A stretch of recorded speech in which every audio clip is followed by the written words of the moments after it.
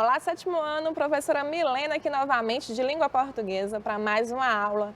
Aquele recadinho de sempre você já sabe. Separa caderno, separa uma caneta para você fazer anotações de qualquer dúvida, certo?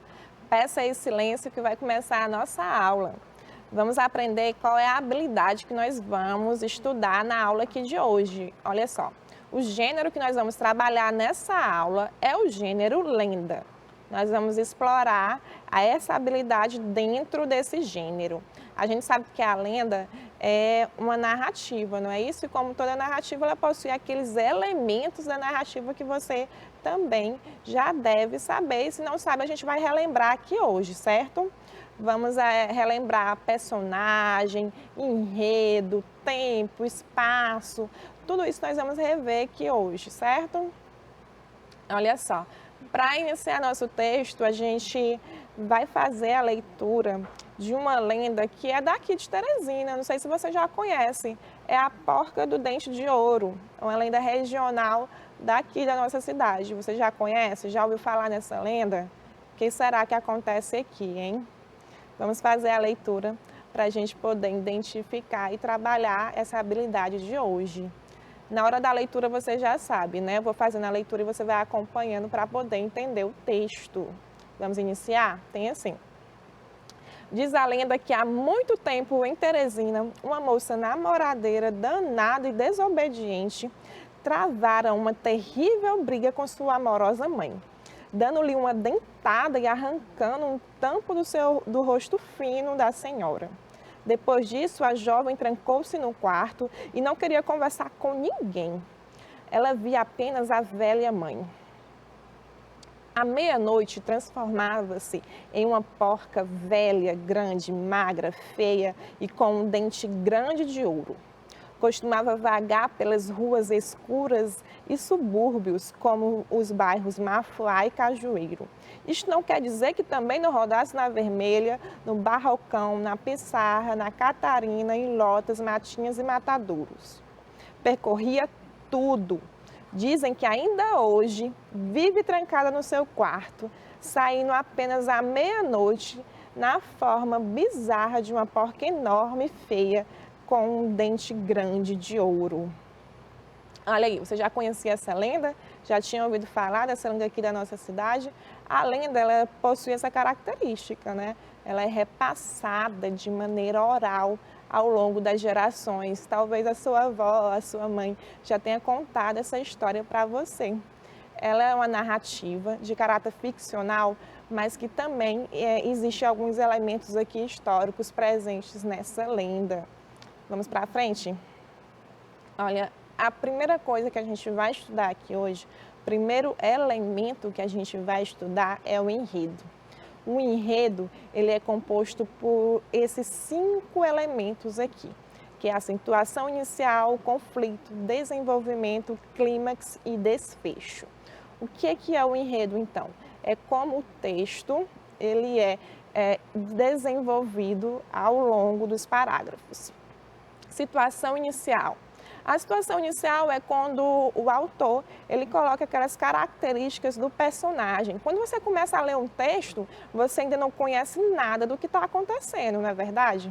O autor ele vai apresentar os personagens para você. Então, qual é a situação inicial que está presente nessa lenda que nós acabamos de ler? Quando ele fala assim, há muito tempo em Teresina existia uma moça, olha só, ele já falou de um personagem, existia uma moça, falou do personagem. E ele vai dar algumas características dessa moça. Ele falou que ela é desobediente, danada. E disse também onde ela vivia, né? Vivia com sua mãe, vivia brigando com sua mãe. Perceba que nessa situação inicial, ele procura situar o leitor de tudo. Ele falou onde essa história acontece, que é lá em Teresina, falou dos personagens e falou também de algumas características desses personagens. A situação inicial é essa, onde o autor busca situar o leitor do que vai acontecer ao longo da narrativa, certo? Logo após a situação inicial, a gente tem um conflito. É quando tudo está indo bem e acontece alguma coisa ali para atrapalhar. é o conflito da nossa narrativa, não é? Se eu perguntasse para você qual é o conflito dessa história que nós acabamos de ler, dessa lenda, A Porca do Dente de Ouro, quando foi que a história começou a ficar um pouco diferente, que aconteceu algo que atrapalhou ali? Foi justamente o fato da garota, tem aqui, ó, a jovem garota irritada, deu uma mordida no rosto da mãe. Olha aí, essa é a situação conflituosa que apareceu dentro da narrativa. Após isso, a gente tem o desenvolvimento, como essa história vai se desenrolar. Em seguida, a menina ela trancou-se no quarto e não via mais ninguém além da mãe. Só que aconteceu o clímax. O clímax é aquele momento de maior acontecimento ali dentro da história. Em comparação a um filme, é aquele momento que você fica assim, com o coração na boca. Aquele momento bem crítico, é o clímax da nossa narrativa. Na história que nós lemos, foi o fato de que à meia-noite, essa jovem desobediente se transformava em uma porca velha, grande, magra, feia e com um dente de ouro. Isso aqui é o clímax da nossa narrativa, é o ponto alto. E, finalmente, por último, nós temos um desfecho. O desfecho é o final da história. Vamos ver como é que é o desfecho aqui. Tem assim: ainda hoje a garota ela vive trancada lá no seu quarto e vive vagando por alguns bairros de Teresina. O desfecho é como a história termina. Percebeu aqui que o enredo é uma espécie de resumão de tudo que aconteceu aqui na nossa narrativa, né? Existe um enredo que é de forma linear e tem também aquele enredo de forma que não é linear, a narrativa linear e não linear. Você já assistiu um filme onde começa do desfecho? O personagem está ali no final do filme e depois vai voltando para os acontecimentos? Essa narrativa é uma narrativa não linear, onde não obedecem essa ordem aqui, ó, de situação inicial, conflito, desenvolvimento, clímax e desfecho. E dentro dos textos acontece a mesma coisa. Tem essa subdivisão aí de uma narrativa linear, quando segue essa ordem, e também de uma narrativa não linear, quando já começa bagunçando um pouquinho essa ordem. Vamos para frente? Outro elemento que a gente vai estudar aqui hoje são os personagens. Personagem que aparece aqui da nossa história. Na lenda que nós acabamos de ler, quem são os personagens? É isso aí, a moça que depois vira uma porca e a mãe. Perceba que é um núcleo bem pequeno de personagem, né? Para frente. Dentro dos personagens, o autor, como eu falei para você, ele tenta apresentar características desse personagem. Aonde é que ele faz essa apresentação mesmo? É isso aí, é lá na situação inicial. Lá na situação inicial ele fala dos personagens e apresenta suas características. Só que essas características elas são subdivididas em duas partes, né? São as características físicas e as características psicológicas. Por exemplo, quando ele fala da mãe, ele fala de algo físico dela, algo ali que eu posso enxergar e imaginar. Ela possui um rosto fino, é algo que ele disse dentro do texto. E além disso, ele dá uma característica psicológica, uma característica ali da mente, da personalidade desse personagem, que é algo muito importante também. Ele fala que a mãe é amorosa, ou seja, é uma boa mãe. E já da filha, quais são as características que o autor apresenta aqui? Ele fala que as características físicas primeiro, como está aqui na tabela. Ele fala que a filha era magra, feia e com dentes de ouro, quando ela vira porca depois, né? E ao mesmo tempo, lá no primeiro parágrafo do texto também, ele fala de algumas características psicológicas. Características psicológicas, você lembra da personalidade desse personagem? Qual era a personalidade da filha? Tem aqui, ela era danada, desobediente.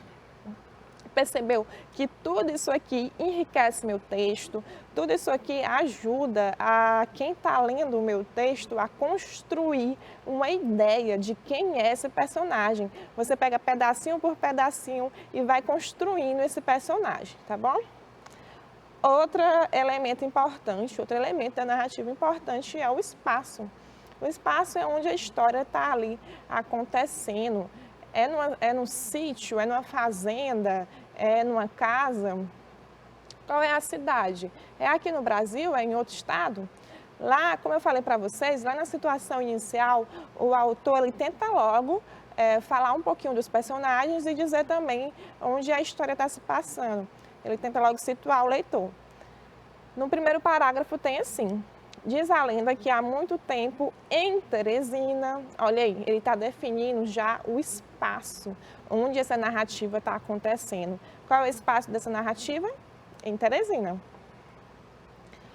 Outro elemento importante para a gente mencionar aqui na nossa aula de hoje é o foco narrativo.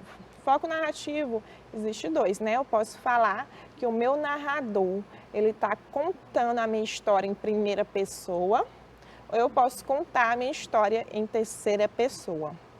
Quando eu conto a minha história em terceira pessoa, qual é a terceira pessoa mesmo? É o ele.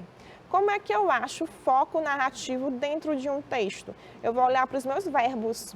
Perceba que eu destaquei os verbos para vocês, ó. Tá aí em verde. Quando ele fala transforma-se, ela costumava, ela rodasse, ela transforma-se. Perceba que esses verbos estão na terceira pessoa, ou seja, o meu foco narrativo é em terceira pessoa. Novamente, como é que eu faço para encontrar o foco narrativo? Eu presto atenção nos meus verbos e vejo se ele está em terceira pessoa ou se ele está em primeira pessoa. O foco narrativo, ele traz algumas dicas para a gente sobre o que vai acontecer ali no texto também. Através do foco narrativo, eu consigo definir se o meu narrador é observador ou se o meu narrador é personagem. Quando o foco narrativo está aqui em terceira pessoa, significa que ele está apenas contando uma história, mas ele não está participando dela. Como é que eu chamo esse tipo de narrador que não participa da história ativamente, que apenas conta de forma distante? É o narrador observador, não é isso? E se fosse o contrário? Se fosse um foco narrativo em primeira pessoa, o eu e o meu narrador participasse ativamente de dentro da história? Por exemplo, se fosse a mãe da garota contando essa história da lenda da porca do dente de ouro, ela ia contar em terceira pessoa? Não, né? Ela já ia contar em primeira pessoa porque é algo que ela está participando ativamente da história. Aí já não seria mais o narrador observador, seria o narrador personagem, certo? Entendeu direitinho o que é o foco narrativo? Então vamos para frente. Outro elemento da narrativa importante é o tempo. O tempo ele pode ser preciso ou pode ser impreciso. Eu posso, na minha história, falar quando está acontecendo. Olha, essa história está acontecendo no ano de 2021, no dia tal, na hora tal, de forma bem precisa. Mas também eu posso deixar isso de forma imprecisa. Ou seja, não identificar em qual tempo isso está acontecendo. Para isso, a gente precisa identificar algumas marcas temporais que aparecem dentro do texto.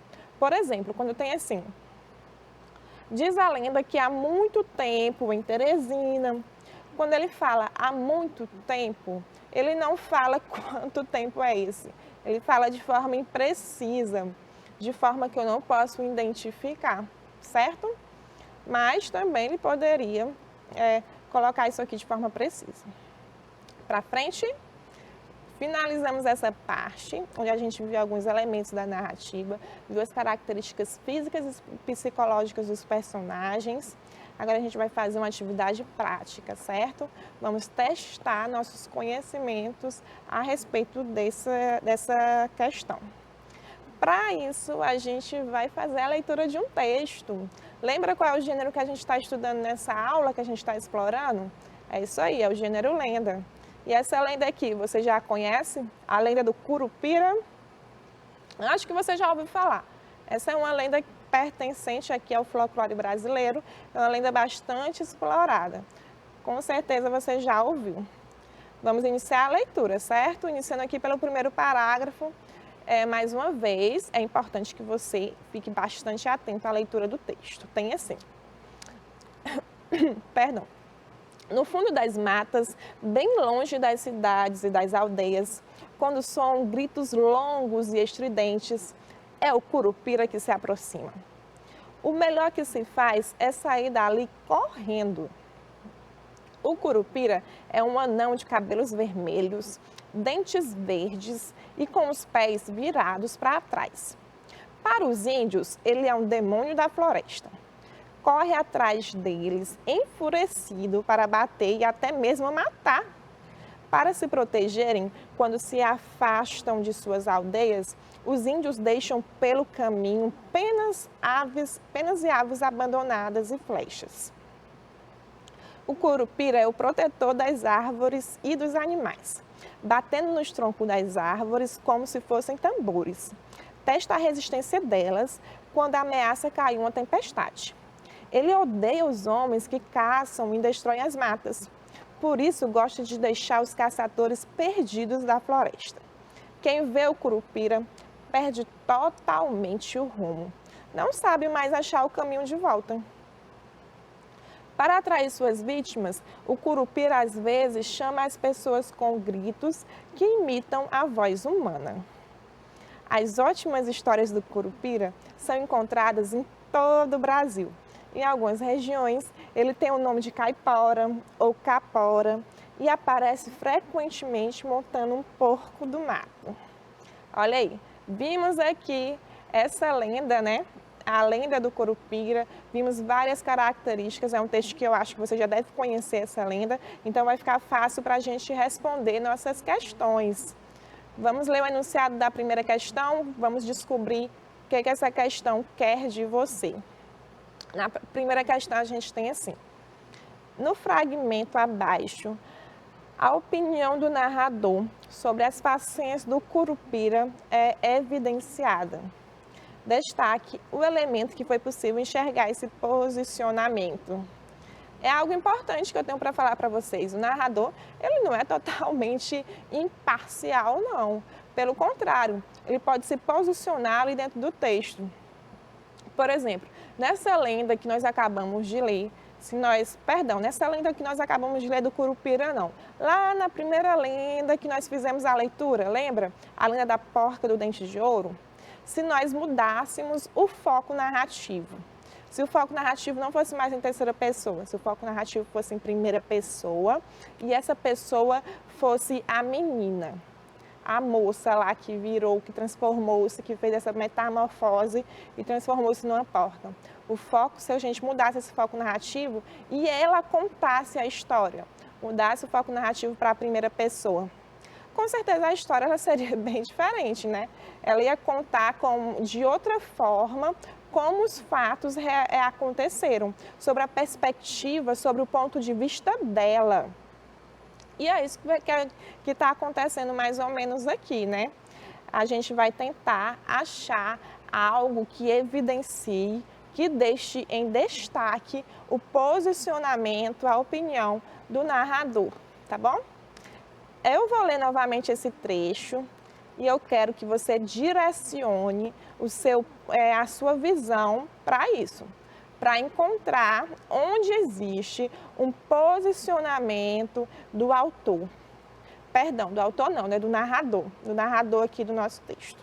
Vou ler e você acompanha. Tem assim, as ótimas histórias do curupira são contadas em todo o Brasil. Em algumas regiões ele tem o nome de caipora ou capora e aparece frequentemente montando um porco do mato. Então, você percebeu onde existe um posicionamento aqui do narrador sobre as histórias do curupira? Vou deixar aqui em evidência para você. Logo na primeira linha aqui desse trecho, quando ele fala assim, as ótimas histórias do curupira. Perceba que ele utilizou um adjetivo que dá uma característica positiva. O narrador ele poderia simplesmente falar assim, as histórias do curupira são contadas em todo o Brasil. Mas não, ele optou por colocar um adjetivo referente às histórias do curupira. Ele falou, as ótimas histórias do curupira são contadas em todo o Brasil. Perceba que a presença desse adjetivo está remetendo aqui a um posicionamento do narrador, a uma opinião dele sobre essas histórias. O adjetivo, ele tem essa capacidade, né, de demonstrar a opinião, a expressão, deixar um pouquinho da voz do narrador ali evidente dentro do texto. Deu para perceber isso? Ótimo! Pois vamos aqui para frente para a gente poder responder mais uma questão. Na segunda questão tem assim: destaque, nesse fragmento aqui, características físicas e psicológicas do personagem Curupira. Ele fala do personagem Curupira, traz aqui um trecho para a gente e quer que a gente retire desse trecho características físicas e características psicológicas desse personagem. Você lembra o que é uma característica física e uma característica psicológica presente aqui na narrativa? Característica física, como o próprio nome já diz, é algo ali que está presente, que eu posso ver, né?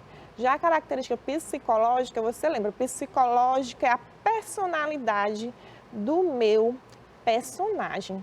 Diante disso, dessa distinção, eu quero que você, enquanto a gente faz a leitura desse trecho, que você identifique essas características do personagem Curupira dentro desse trecho, viu? Vou ler e você vai tentar identificar. Tem assim: o Curupira é um anão de cabelos vermelhos, dentes verdes e com os pés virados para trás. Para os índios, ele é o demônio Para os índios, ele é o demônio da floresta. Corre atrás deles enfurecido para bater e até mesmo matar. Para se proteger enquanto se afastam de suas aldeias, os índios deixam pelo caminho penas e aves abandonadas e flechas. Olha aí, conseguiu identificar aqui alguma característica física e alguma característica psicológica desse personagem Curupira? Lembra que essas características do personagem, ela aparece logo aonde? Logo na situação inicial do meu texto. Lembra que o enredo é dividido naquelas 5 partes que nós estudamos? Logo na situação inicial, quando o autor tenta centralizar o leitor, ele dá essas características do personagem. Vamos lá? Olha aqui.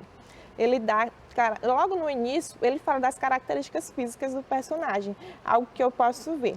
Como é que o Curupira era? Ele era um anão de cabelos vermelhos, dentes verdes e pés virados para trás.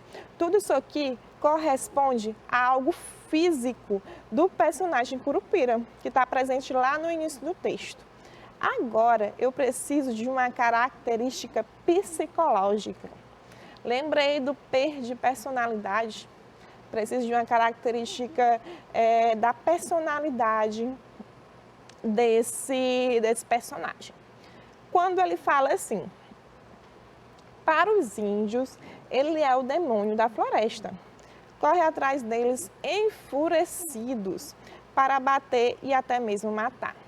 Quando ele fala enfurecido, novamente é um adjetivo que eu estou dando aqui para o meu personagem, para o personagem Curupira.